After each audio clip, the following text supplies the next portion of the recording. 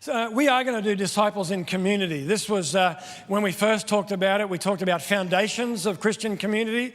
That would have been a good title as well. We weren't quite sure of the title, but it got to the time of doing the graphics and we had to have a title. So that's the title and we're working with it.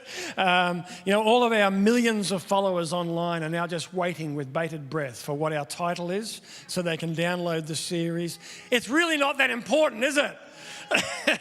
It's the concept we're going for here. And I think today's message, is probably the most dangerous message that a preacher can preach. And I was hesitant to actually speak about this today. Reason being is that I think culturally we are miles away from what it means to be a disciple of Jesus. I'm serious. I think we're miles away from what it means to be a disciple of Jesus. We're far too individualized. We're far too selfish. If we had to identify a God of this age in our community, it would be the God of self, most likely, that shows up in materialism and in attitude and belief system, and I will do my thing, my way, thank you very much. You know that is completely opposite to what the Bible teaches about how we ought to live. Like completely opposite. If you want to start a political party, then go on the anti-self political party because that would be the biblical one. They said it's actually not about you. It's not about yourself. It's actually about honouring God and living for your community. That's what the faith is actually all about. And your response right there is why pastors are hesitant to talk about this, because it hits on what is core to us in our culture that stops us from being disciples of Jesus. And I want to talk about that today. Because the disciple that Jesus calls us to make, so he called the first guys to be disciples, and then he called them to make disciples. And so he said to the 12, to the 4 of them, he said, "Follow me and I will make you fishers of men." Now, we look at that and we think a nice evangelism training program, don't we? If I'm going to make you a fisher of men, you're thinking straight away, I can do that. We can do a 10-week series on being fishers of men, and we can do a teaching on that. But do you know that doesn't make you a fisher of men, and it doesn't make you a disciple? But in our Greek worldview mindset that we import here into the Western world culture, there's some good words for you. And in that context, that's what we think. You're going to teach me something about being a fisher of men. The only thing I would teach you about that is you're going to fish, don't fish in the bathtub. So just think about that one. Don't fish in the bathtub. Get out there. But being a fisher of men, about being made into a disciple. Now, when Jesus told those guys, "I'm going to make you, be my disciples, follow me, I'll make you a fisher of men," they had a corporate understanding, a cultural understanding of what that meant. And by the way, this is one of the reasons why the rich young ruler couldn't follow Jesus. Because when Jesus called him to follow, he knew exactly what that meant. But we don't. We don't live that way. The closest we could come would be an apprentice to a master craftsman. That's the closest we would come. But the problem with that is an apprentice within about a year thinks they're better than the tradesman. I've worked in construction, I've worked with apprentices, I've worked with apprentices in the steel industry. I know how this works. They come in and they're all wide-eyed and uncertain and all that, but within a few months they think they know better than everybody else. Why? Because we live in a culture that fosters that. We think that's how it works. I'm going to develop myself and I'm going to be better than the person who's done this for 50 years. They know nothing, but I know better than them, and so I'm going to develop myself. And so in the church, we have this idea of this is my walk with God. This is my faith. This is my attitude about church. This is my way of doing things. We think that somehow we're going to develop our own thing, but Jesus didn't say, go into all the world and develop independent Christians. It's not what he said. He said, go into all the world and make disciples.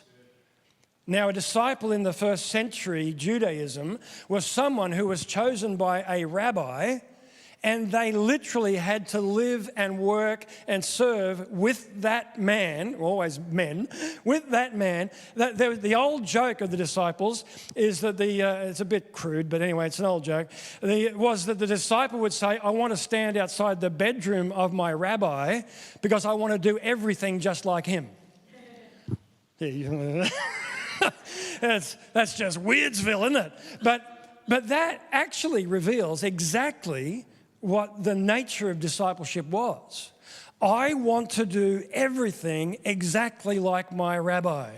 I'm going to believe like them. I'm going to live like them. I'm going to work like them. I'm going to serve like them. I'm going to think like them. I am going to be absolutely like them. And so when Jesus said to these guys, be my disciples, it was an incredible honor. These blokes, those fishermen, would never have thought that they would be discipled to a rabbi. That wouldn't have occurred to them because they just weren't in that sort of sphere. And so when Jesus says, come and be my disciple, they're freaking out because they know what that means. And they lived together for 3 years and they did all that. We'll get to that in a minute. But Jesus said, be my disciples. And he then said, go and make disciples. And they all knew what that meant. Not teaching people to attend a church service, not teaching people the catechism and make sure they get ready for, baptism and confirmation and you know all the right words to say and you know all the right things to do. And none of that. That's in there. There's content in there, but that's not what it meant. What it meant was, come and walk right alongside me right here. Live life with me. I'm going to show you now how you should live your life. We hate that on so many levels because we don't want to put somebody above ourselves. We want to work out our own way of doing things. We don't want anyone to tell us what we ought to think because we're going to think whatever we want, thank you very much. This goes to the heart of our culture. And so it's a pretty dangerous message. Lots of modern misconceptions about what discipleship really is. It's not a class. We gave up on discipleship classes years ago because that's not discipleship. You don't do discipleship in a class. You do discipleship one-on-one. You do discipleship when one person gets alongside another person and they learn how to live life. That's discipleship. When Jesus said make a disciple, he didn't mean go out on the streets because he said preach. Mark says preach the gospel. Matthew says make disciples. He said, so people go out, I'm going to go out on the streets and I'm going to make disciples. 100 converts this year to the Lord. That's my goal. Woo!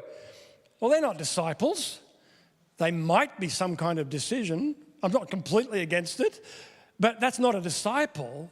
A disciple is when that person comes alongside and I live with them. No, you don't need to move in with them necessarily, but I live life with that person. We used to do a follow-up material.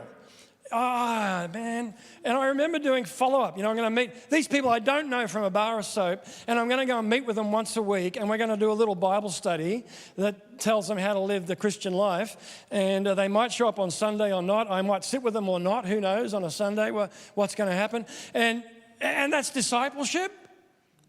No, that's not discipleship. Discipleship is where I walk alongside that person in their life. Now, I'm not talking 24/7. We've all got jobs and things, family and stuff we've got to do. But I tell you what, it's a lot more than a 1 hour little coffee together and maybe go to a church service. I mean, you see how we've taken what Jesus said and we've put it into a Western cultural context and we've got it completely wrong.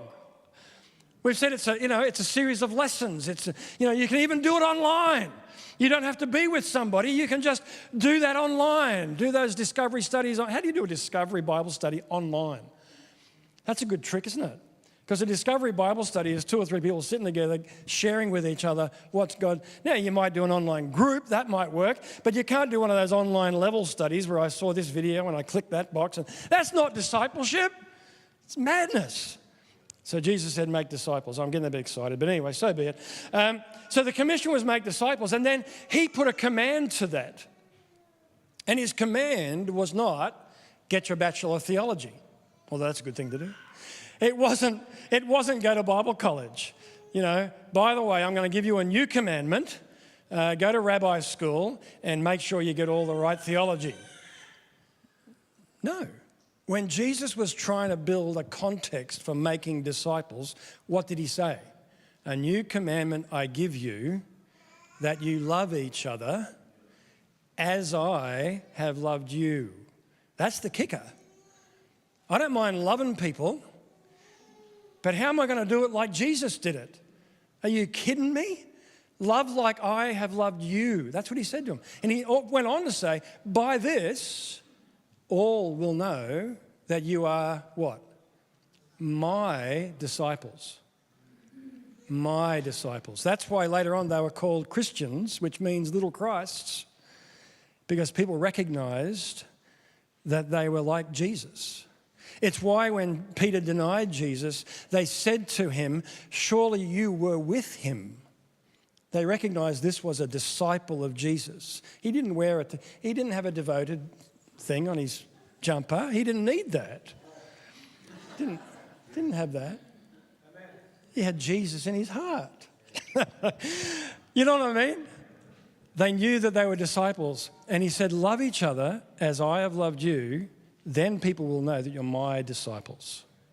So that is hugely challenging. Enormously challenging. He went further. In John 17, he prayed the prayer. He says, Father, I'm praying for this group that they would be one. And that's all right. Unity, I'm for that. That's cool. I can be one with people if I don't have to talk to them much. What I notice is if we keep talking long enough, we'll probably disagree over something. That's the end of the unity right there. Because our attitude is if you don't agree, this is identity politics, isn't it? If you don't agree with me, we can no longer be together. What a nonsense that is. Jesus predicted that we wouldn't agree with each other and told us how to resolve our conflicts with each other because they were going to come. No, he says, I'm praying that they would be one just as what? Just as you and I are one. Holy dooly, are you kidding me? That we're supposed to be one with each other like the Trinity. That's crazy talk. I don't think we get this stuff. I think we give it lip service and then it becomes too hard real quick to live it out. And it does. There's nobody here that's, including me, big time, there's nobody here that's perfect on this. There's nobody here that's probably even really good at it. But this is the challenge that Jesus puts before us. Love each other as I have loved you. They'll know you're my disciples if you do that. And I'm going to pray for you that you would be one, just like the Father and I are one. That's a whole nother level going on there. So I asked the question, that's what our series is basically about, something along those lines. And I asked the question of myself, I thought, okay, what does that mean? How did Jesus love the disciples? If he's saying we got to love each other like he loved them, then what's that mean? What's that look like? And the first thing I want us to understand, that you could go 50 of these. I'm going to give you 3 because it's a good preaching point. So I'll give you 3, and I think they are pretty much the core. The first thing is he invited them into friendship. I could have said relationship, but that wouldn't have captured it enough. Because every rabbi invited their disciples into a relationship. Everyone, all the rabbis. They would only have a limited number of people and they would invite them to come into a very intense relationship. They would do that, what's that called? The Greeks call it the dialogical, or whatever, that thing where they do the interaction, where they'd ask each other questions and they just bang it around. It's a learning technique. Come on, where are all the educators among us? Anyway, whatever.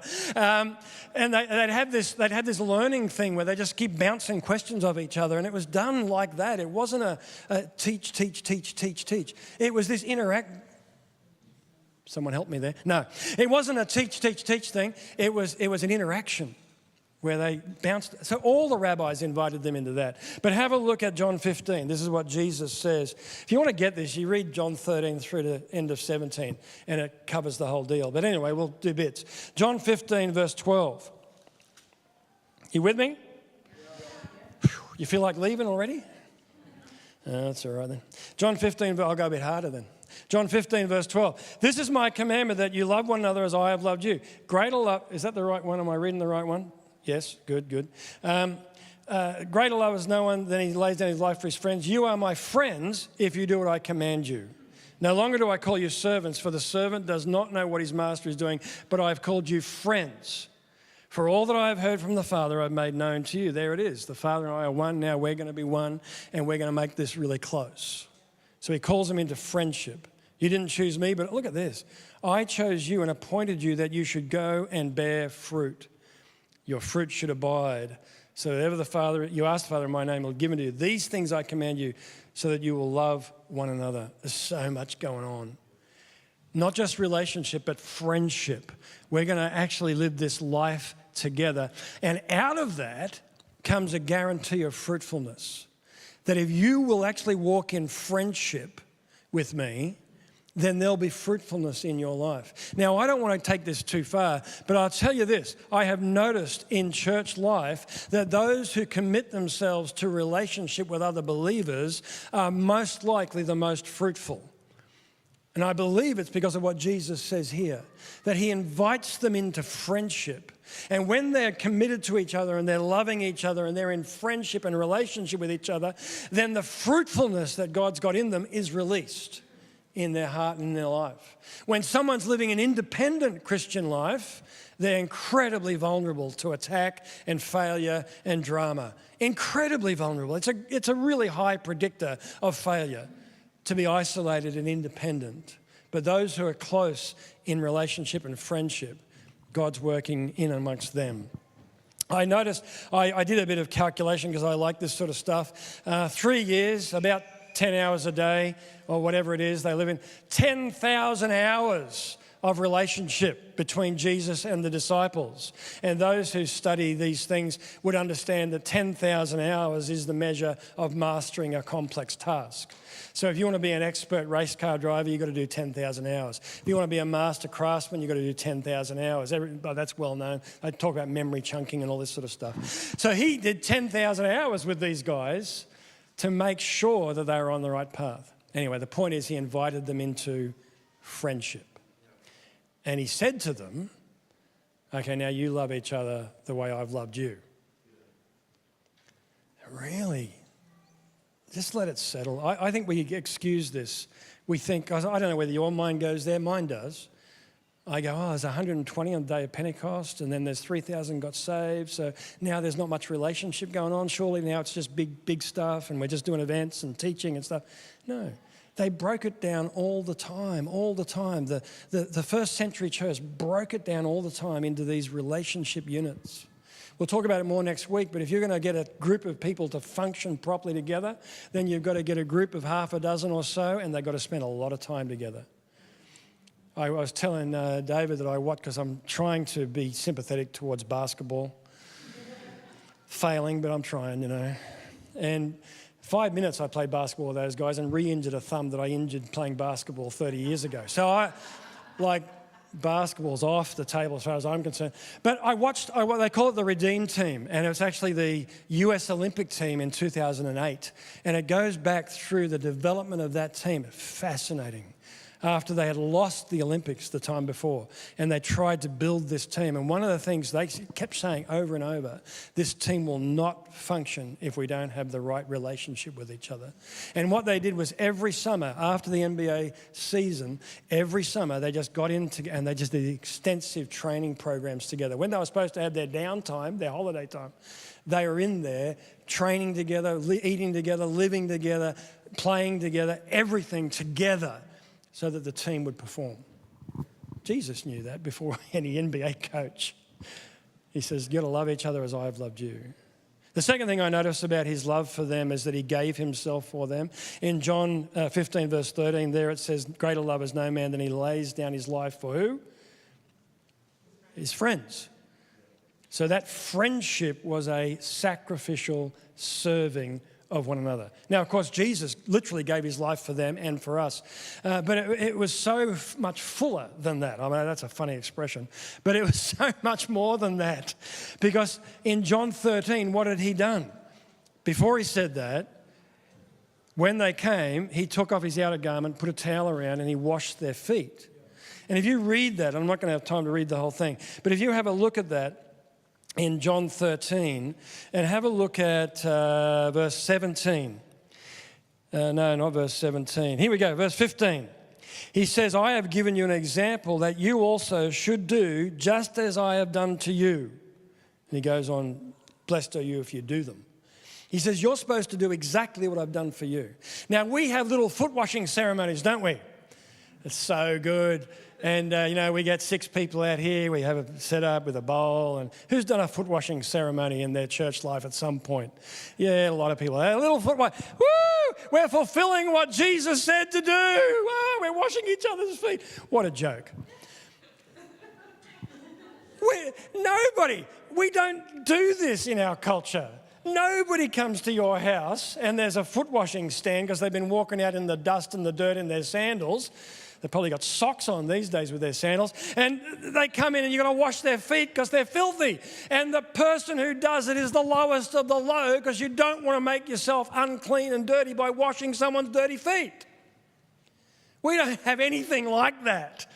And so when we do our nice little foot washing ceremony in our little group or whatever, we'll pat ourselves on the back, aren't we good Christians? We're washing, what a load.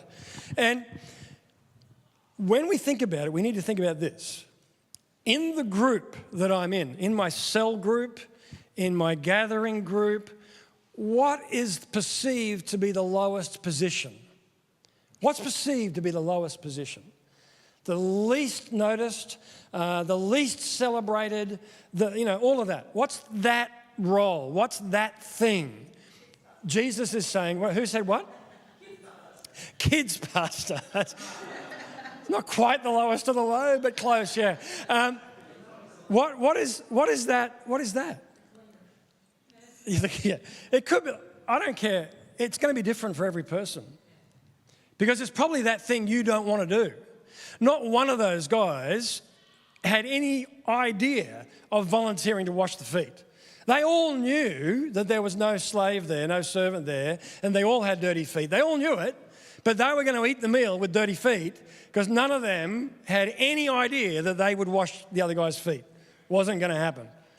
So Jesus does the job. So it's probably the job you don't want to do. It's probably that thing that you don't want to do.